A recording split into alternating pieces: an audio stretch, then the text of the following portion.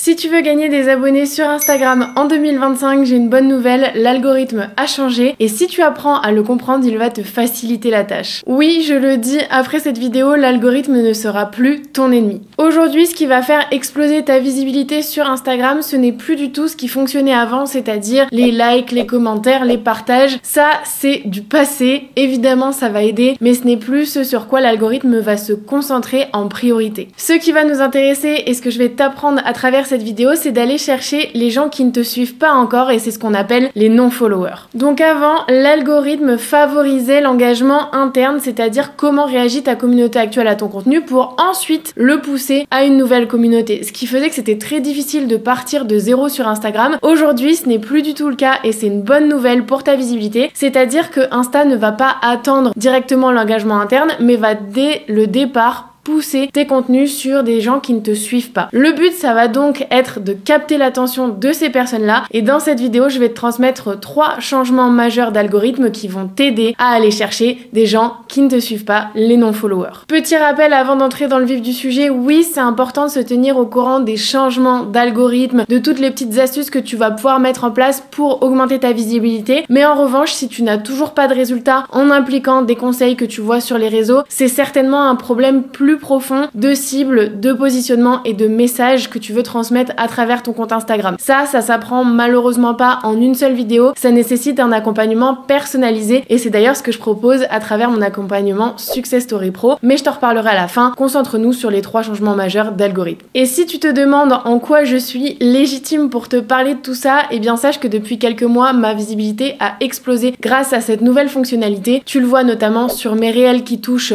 énormément de non-followers et aussi sur mes carousels et ce sera le premier point de cette vidéo qui eux aussi sont en train d'exploser et me permettent d'avoir des abonnés qualifiés régulièrement chaque semaine. Donc le premier changement, c'est le retour des carousels. En une phrase, les carousels c'est quoi? C'est tout simplement les images qui vont défiler dans ton feed et tu vas le voir, il y a des petites astuces à respecter que je te donnerai à la fin pour faire en sorte qu'ils explosent. Il y a 2 formats possibles pour les carousels. C'est soit des carousels type Canva. Canva, c'est le logiciel sur lequel tu vas pouvoir créer ce genre de design. Donc c'est tout simple, c'est un fond avec du texte, ça nécessite pas que tu te montres, ça nécessite vraiment très peu de compétences parce que Canva c'est un logiciel qui est très facilement pris en main. Et il y a un autre format qui peut être tout simplement des photos avec du texte dessus. Je le redis, c'est très difficile de percer à l'heure actuelle sur Instagram avec juste des photos et rien d'écrit. Donc essaye toujours de rajouter des petits textes, ça demande pas d'écrire des pavés sur chaque photo, mais voilà, ça dynamise un petit peu ton contenu et ça fait que les gens vont rester plus longtemps sur ton contenu, c'est le plus important. Aujourd'hui, si tu as la mise à jour, sinon ça devrait pas tarder, tu peux aller jusqu'à 20 slides sur tes carousels, donc n'hésite pas à en profiter pour faire rester les gens un maximum de temps sur ton contenu. Première astuce pour faire en sorte que ces carousels touchent des non-followers, c'est d'abord de mettre un audio tendance. Et oui, l'audio tendance n'est pas juste réservé au réel, il est aussi applicable aux carousels et d'ailleurs c'est indispensable puisque maintenant tes carousels peuvent même apparaître dans le feed réel. Mais pour ça, il nécessite d'avoir une musique. Donc si tu ne le fais pas encore, je sais pas ce que t'attends parce que c'est vraiment ça qui va augmenter ta visibilité sur ce format. Deuxième astuce, travailler à fond ta première et ta deuxième slide sur chaque carrousel. La première, pourquoi? Parce que c'est tout simplement la plus importante, on est d'accord, mais c'est aussi celle qui sera dans l'onglet découvrir et qui va inciter les gens à cliquer pour découvrir ton carrousel s'ils te connaissent pas encore. La deuxième, c'est plus pour tes abonnés actuels parce que des fois, quand tu défiles sur le feed, tu tombes directement sur la deuxième slide du carrousel. Donc l'erreur la plus commune, c'est de directement entrer dans le vif du sujet dès la deuxième slide. Non. Fais une première slide qui attire l'attention et une deuxième slide qui va expliquer un petit peu de quoi tu vas parler et pour qui et pourquoi. C'est ultra important. Troisième astuce, c'est plutôt une erreur courante que je vois à chaque fois et qui fait perdre un nombre d'abonnés fou à chaque personne que je croise qui ne fait pas ça. C'est tout simplement d'ajouter un call to action à la fin de tes posts. Pourquoi? Pour 2 raisons. Soit pour un objectif de gagner des abonnés. Ça va être par exemple ce que moi je fais ici en expliquant pourquoi ton compte et pas celui de quelqu'un d'autre et pourquoi s'abonner à toi. Ou deuxième possibilité de call to action, c'est un call to action de conversion qui va diriger directement vers ton offre, comme j'ai pu le faire par exemple ici pour pouvoir avoir plus de clients. Deuxième changement majeur d'algorithme, c'est l'arrivée des trial reels, c'est-à-dire les réels d'essai. C'est une nouvelle fonctionnalité qui a débarqué il y a quelques mois, j'espère que tu as, sinon encore une fois il faut juste attendre la mise à jour, mais en gros ça va te permettre de poster des vidéos sous forme de test, c'est-à-dire qu'ils vont aller directement chez les non-followers, donc je te rappelle que c'est ce qu'on recherche, et on va voir un petit peu, en fonction des résultats d'un réel ou d'un autre, qu'est-ce qui va le plus marcher, qu'est-ce qui va attirer ta cible, et ça peut te faire gagner un grand nombre d'abonnés si tu sais bien les utiliser. Parce que je vous vois venir dire j'ai essayé une fois, ça marche pas, c'est nul, c'est inutile. Sache que dans tous les cas, si tu utilises des nouvelles fonctionnalités d'Instagram, tu seras récompensé parce que tu seras un bon élève et tu seras bien vu par l'algorithme. Donc même si ça marche pas la première fois, continue et essaye d'optimiser, notamment avec les conseils que je vais te donner maintenant. Moi, je suis en train de tester les conseils que je vais te donner, donc je t'invite à faire la même chose et je t'invite aussi à me suivre sur Instagram et à rejoindre mon canal, puisque c'est sur ce canal que je partage mes résultats, mes tests, toutes les choses que je teste au quotidien dans ma création de contenu qui peuvent vous aider en direct. Première astuce pour optimiser cette nouvelle fonctionnalité, ça va être de tester plusieurs vidéos, mais attention, pas des vidéos 100% différentes, sinon ça n'a pas d'intérêt. Il faut que tu utilises la même vidéo, mais que tu testes des accroches différentes, des audios différents, des durées différentes, et tu verras d'un réel à l'autre ce qui peut le mieux fonctionner pour ta cible et ce qui peut potentiellement te rapporter des abonnés qualifiés. Deuxième astuce, c'est d'essayer de reposter des réels qui ont déjà bien marché pour toi, c'est-à-dire qu'ils t'ont rapporté des abonnés qualifiés. Si tu en as évidemment, si tu te lances pas de zéro, essaye de reposter ces réels sur la fonction trial pour directement arriver chez des non-followers qui vont, s'ils sont intéressés, s'abonner à ton compte. C'est aussi simple que ça. Encore une fois, il s'agit d'une nouvelle fonctionnalité, il n'y a pas de vérité absolue, donc n'hésite pas à me suivre si tu veux avoir mes retours en direct dans quelques semaines sur ce nouveau format. Troisième et dernier changement majeur, c'est la fin des hashtags. J'abuse un petit peu en disant ça, disons plus que c'est une mort lente et douloureuse. Je pense que si il existe encore les hashtags sur Instagram, c'est juste une question de valeur sentimentale, mais pas du tout de visibilité. Je le vois depuis plusieurs mois, les hashtags ne sont plus du tout efficaces, ils ne sont plus du tout alignés avec le nouvel algorithme Instagram. À l'origine, ces hashtags servaient pour le référencement, pour permettre à Instagram de comprendre beaucoup plus rapidement de quoi tu vas parler et te mettre un petit peu dans des cases pour qu'ensuite les personnes qui recherchent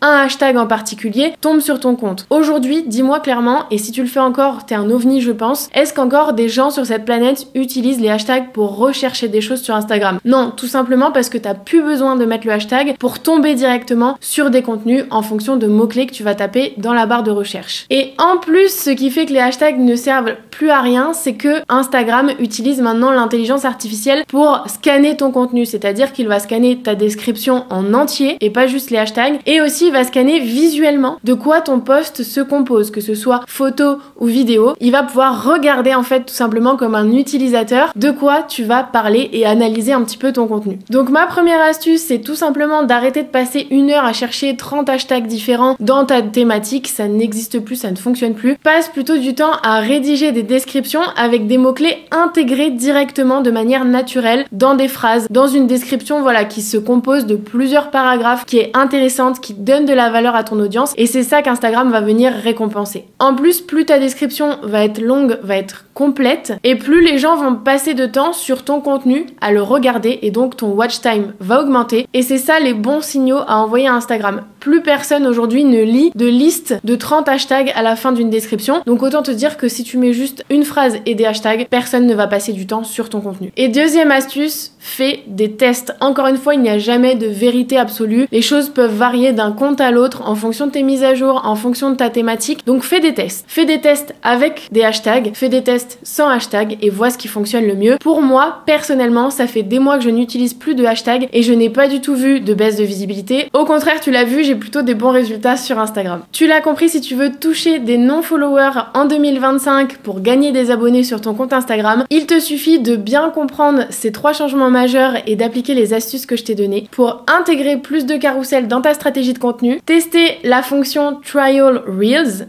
et voir ce qui fonctionne ou pas, et finalement arrêter de te concentrer sur les hashtags mais plutôt te concentrer sur les mots-clés dans tes descriptions pour humaniser ton contenu. Et si tu veux que je t'aide personnellement à faire grossir ton compte Instagram, j'ai 2 offres. Soit la formation en autonomie Success Story Creator pour les créatrices de contenu qui veulent collaborer avec des marques et donc développer une communauté autour de leur passion, soit l'offre Success Story Pro qui accompagne en profondeur les entrepreneuses en ligne qui veulent gagner plus de clients grâce à Instagram. N'oublie pas de t'abonner si tu as appris des choses dans cette vidéo et je te dis à la semaine prochaine.